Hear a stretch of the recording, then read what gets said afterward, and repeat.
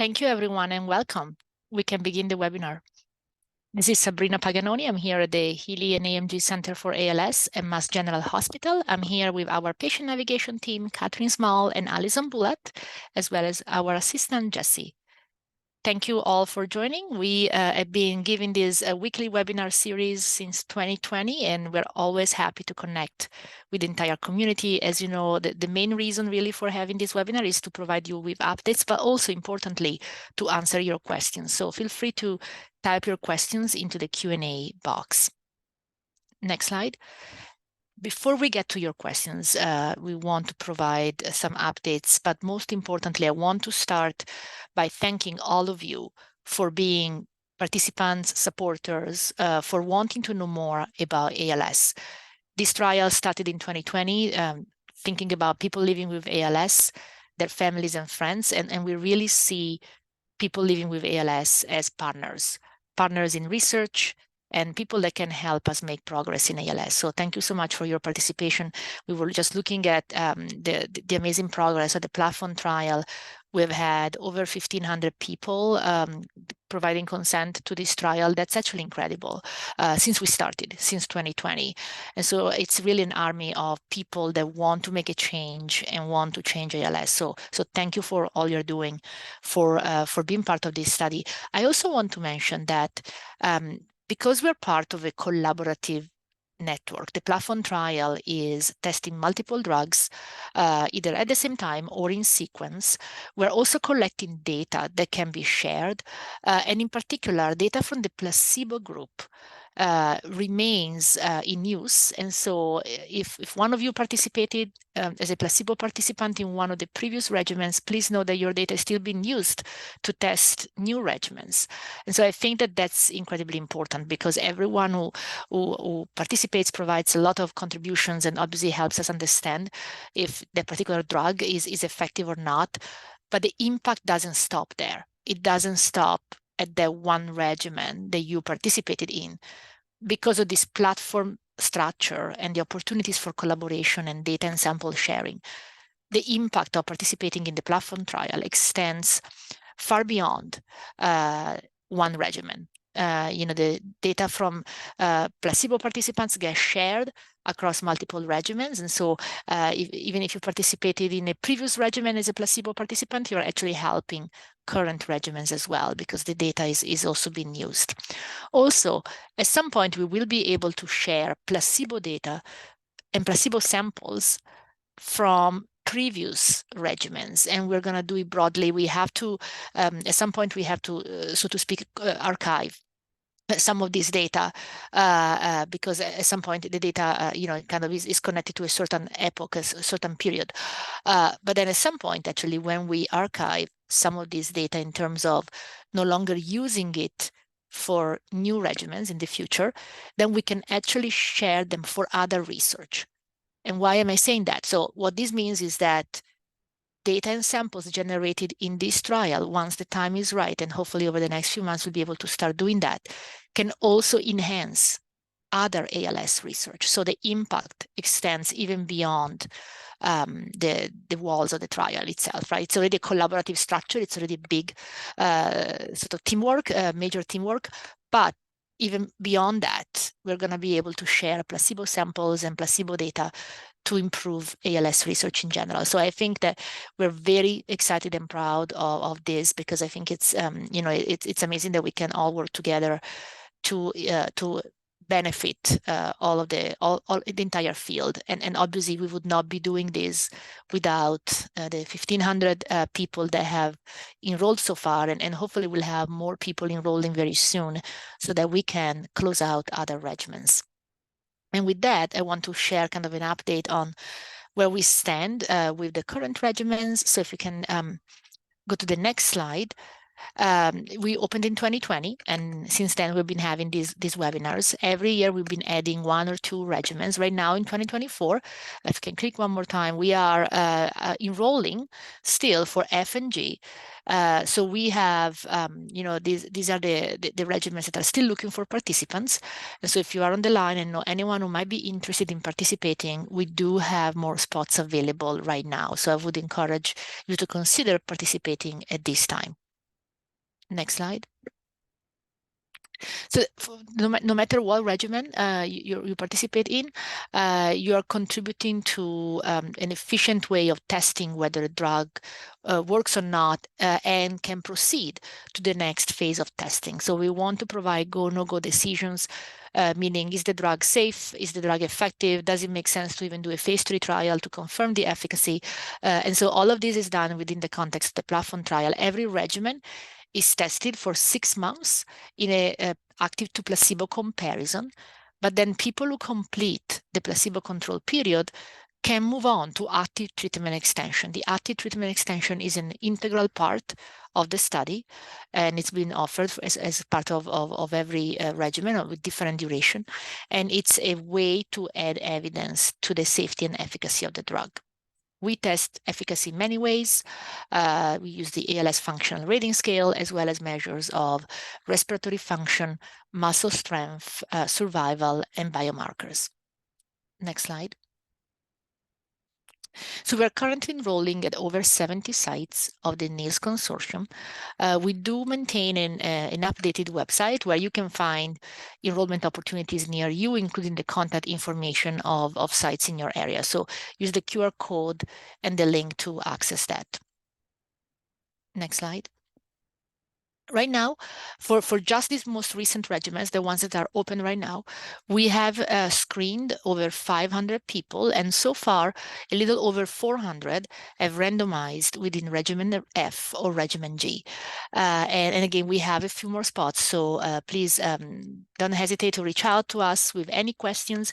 We are here every week on the webinar. Our patient navigation team is available to connect you to a site, and as always, please connect with your local physicians and sites so that we can find ways for you to be included in these 2 regimens. Next slide. As you know, we have also opened a companion program to the platform trial for people who are not eligible for the platform trial. That's called expanded access. The second Thursday of every month, we have a dedicated webinar to talk about expanded access and also to answer questions from the community. We already had a few of those. I will just say that some of these have been really fantastic, and especially I would like to highlight the EAP discussion that we had with the NIH. We're very grateful for the leadership and support. The NIH has really made EAP possible across the country, and so we had a fantastic recorded webinar that you can find on the link. And we have great speakers coming up. Very excited to have our colleagues from Duke, as well as Gwyn Peterson next week, and then another EAP update in March with Dr. Andrews. Next slide. And these are other resources that we continue to populate and expand to give you other resources about this program. Next slide. I also want to highlight that we work closely with NILS, the Northeast ALS Consortium. They also have a fantastic webinar series. So I really want to put in a plug for the NILS webinar series. They're all, they can be accessed live or as recorded webinars. And in particular, our colleague, Dr. Driss from Northwestern, will moderate an important conversation about current ALS treatments. That's coming up in March, and you have all the information on the slide to be able to register. And if you happen to browse the nils.org website, there is a whole section about webinars. There's a lot of educational webinars. So we focus mostly on the platform trial, on this series on Thursdays, or the companion program in terms of the EAPs. But again, I want to highlight that there's other ways to get a lot of information about the current status of ALS research. So NILS being one of them. And in addition, there's also other great groups that host periodic webinars. And our last slide before we take your questions, just wanted to remind you of the patient navigation team as a central resource for people living with ALS. They're there with us every week on the webinar. They're available outside the webinar, either by phone or email. You can register for these webinars in advance on our website. And you can also sign up for our newsletter, which is called the ALS Link. We generally send out 1 or 2 emails every week to update the community about important ALS research. And we'll have, again, more more guest speakers coming up. And I also wanted to highlight that many of you have asked us to talk about familial ALS or genetically based ALS. And our colleague, Dr. Margaret from MGH, will talk about some of the research that he's doing for people and families that have genetically based ALS. So don't miss that one for another nice discussion. And so with that, I think I suggest that we take down the slides and we take your questions. And I see Dr. Cudkowicz has joined us. So I see lots of great questions, and maybe I'll ask Dr. Cudkowicz to comment. So we focus mostly on the enrolling regimens, regimens F and G. Can you maybe tell us more about what's the consent? Like when you start a trial, there's a randomized placebo-controlled period and then an active treatment extension. And so can you comment again on why do we have to ask participants to consent again? Oh, that's a really good question. It's really important for any clinical trial that people know everything about what they're being asked to do and how they're contributing to research. And so at the very first part, we're really consenting about being in what we call the double-blind period, where there's a group that gets the active drug and a group that gets placebo. And then there's a second part, which is longer, where everybody gets the drug for sure. And we just want to make sure in the consent process that people understand both steps of the entire project. And I also want to mention that somebody asked a very specific question about some medications to be able to, as for every regimen, there are very specific medications in terms of requirements for exclusionary medications or birth control and other topics like that.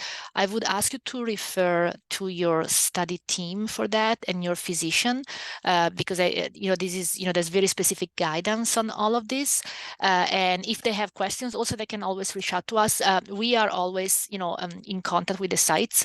We have a monitoring team and a project management team that can help answer questions in conjunction with the site if also the site has questions about it. I don't know, Merit, if you want to comment on this. Yeah, I agree. I mean, every drug has different kind of enzymes in your body that they kind of can trigger, and they might react differently with different meds. So and also the companies are always studying what we call the drug-drug interactions, or DDI, and they sometimes update those, often removing drugs that were restricted before. So it's something that we actively keep our sites up to date, and they have materials, and they're really the best people for you to talk yeah. with.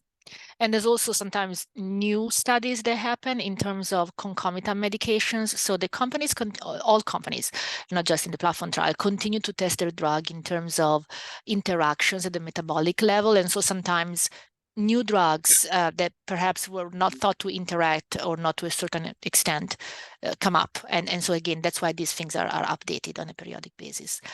So that's a good question about new companies, how we approach companies, or are we approached by companies that are developing treatments aimed at restoring function? So I guess restoring function obviously is an important goal. So can you comment on that? Yeah, I think it's really important. I mean, I think it's kind of a new area in ALS. We've seen from some of the gene therapy trials where the gene is blocking the actual cause of the illness, that some people have stopped progressing and had return function. So that tells us it's possible. So, I mean, I personally believe that any drug that really has a big effect on the biology of the illness, that there's a chance that we can see return of function. But there's also other drugs that actually work on how your nerves regrow and reconnect. And in the end, you're probably going to need some combination of drugs that accelerate the repair, but also stop the damage. Yeah, actually, on that point, there's a few questions that have also been submitted in advance. And one question is it ever possible for the platform trial to study a combination of drugs, so two drugs in the same regimen? Yeah, absolutely. Yeah, it can be either the way the Amylyx and Prime C are, where the drugs are actually mixed together in the same packet, or it can be let's say regimen F or something is positive, and then for regimen H we might add F to it. But yeah, there are lots of platform trials from other diseases that as you get positive results, that you start to do combinations. Yeah. So question about the future drugs. Can you tell us more? When do we expect to announce anything in terms of new drugs? When is the next regimen coming up after FNG? Yeah, it's a good question. I don't know yet. We're talking to, I think, 4 companies right now who are interested in joining. But I think the ones that we're talking to might not be until later in 2024. So I don't have the answer yet. But we'll, as soon as we know when Regimen H is going to start, we will share it at this forum. Yeah. So there's a question about an unrelated study or announcement, I should say. So a company called Neuralink announced yesterday that's the company managed by Elon Musk, that they implanted a device in a patient's brain to be able to control a phone or computer, for example. And I know that there's a lot of research in this area. So can you comment on that? Sure. So there are a number of companies doing brain-computer interface, and actually, maybe we can put this in the link. But ALS1, which is a foundation in Massachusetts, held a neurotechnology symposium in the fall, and half a day was all about brain-computer interface, and we have the different companies that are developing these speak there. So we have a lot of different short videos on it. The one that's probably most advanced is BrainGate, where they've now treated several people with either ALS or people who have stroke or spinal cord injury with these chips, similar to Neuralink, and been able to show that people can control a cursor on a computer, a robotic arm. It can type much faster than the current technology of like eye gaze with Tobii. So Neuralink is just the latest one, and it's just great to have private kind of companies in this space because it obviously moves the technology much faster. Yeah. So actually, there's a follow-up question from a previous regimen about a specific situation with drug-drug interaction. So, so we don't know which site you're at, and perhaps you could maybe reach out to Catherine, our patient navigator, to let us know more so that we can see if we can help your specific situation. That I don't think we can go into the specifics of anyone's personal medications on the webinar, but we can definitely help if you connect with us, so that then we can reach out after the webinar. So there's a question about kind of drug approvals for ALS. So there's one drug that was approved in ALS for SOD1 related ALS based on neurofilament levels. And so the question is, what's the evidence needed, I guess, for full approval? For example, we had some positive signals in previous regimens, like regimen C or regimen C or D. So what would be needed for approval of those? Do we need another phase 3 trial? I mean, I personally think that we probably need another phase 3 trial. Of course, those decisions are kind of the made by the FDA, but I don't think we have enough data on the primary outcome measures to warrant approval without another study. But there's certainly data that suggests that they might be beneficial on other outcome measures. And so hopefully the companies are, and I know they're having conversations with us, but also with the regulatory agencies about the next step. So there's a question about sort of if some drugs or some of the previous regimens seem to have more of an effect in subgroups, for example, early ALS, early stages. And so the question in general is, what does that mean? How do we define these stages? Can you help us understand? Yeah, it's a really good question. So there's a couple of ways to do stages. One can just be by time, like for example, the Radicava, the trials of the MT Pharma Radicava. They in the very first trial, they showed a better effect in the group that were 18 months from symptom onset and who perhaps were progressing a little faster, and that's the group that they repeated the study and were positive. And that's one way to categorize it. There's other ways that I know our European colleagues are using, like the King stage, and that there's a little more complicated staging system. It's not easy because time isn't always enough, because someone with the illness for 12 months could be very different from someone else with the illness for 12 months. Yeah. There's a question about placebo. So is it possible, right now the active to placebo ratio is 3-to-1. That means every 4 people who enter the trial, 3 get active drug and only 1 gets placebo. Is there a chance that the placebo ratio could change in the future? And why? Yeah, I think there could be a change in something that we discuss, frequently when we meet about design.